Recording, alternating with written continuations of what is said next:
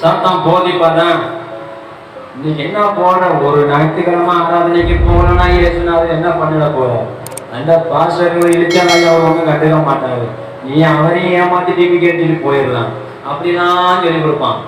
சாத்தான பண்ணுவான், எல்லாம் சொல்லி கொடுப்பான், எல்லாத்தையும் கற்றுக் கொடுப்பான். உனக்கு யோசனையே இருக்காது, நீ அடிமுட்டாளாவே இருப்ப, உனக்கு அறிவே இருக்காது, உனக்கு ஞானமே இருக்காது, உனக்கு சிந்திக்கவே தெரியாது, அது திறமையே இல்லை, அந்த மூளையே உனக்கு இல்லை.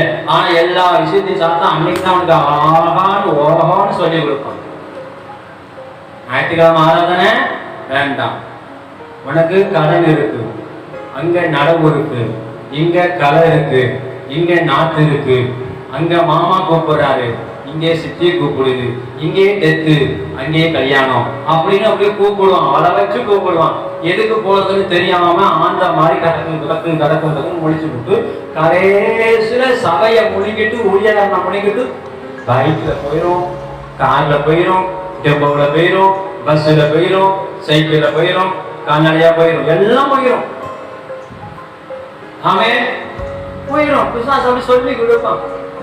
ஒரு நாள் ஞாயிற்றுக்கிழமை போனெல்லாம் ஒன்றும் பிரச்சனை இல்லை அப்படின்னு சொல்லி கொடுப்பான். அல்லேலூயா. அப்ப சாத்தானுடைய போதனையை பாருங்க, எப்படி தேவனுடைய அன்பை விட்டு பிரிக்க வேண்டிய நிலை, தேவனுடைய உறவை விட்டு பிரிக்கிற ஒரு நிலை, தேவன் சத்தத்துக்கு செவி கொடுக்க கூடாதபடி வாழ வைக்கிற ஒரு காரியம் இந்த போதனை, பிசாசு போதனை.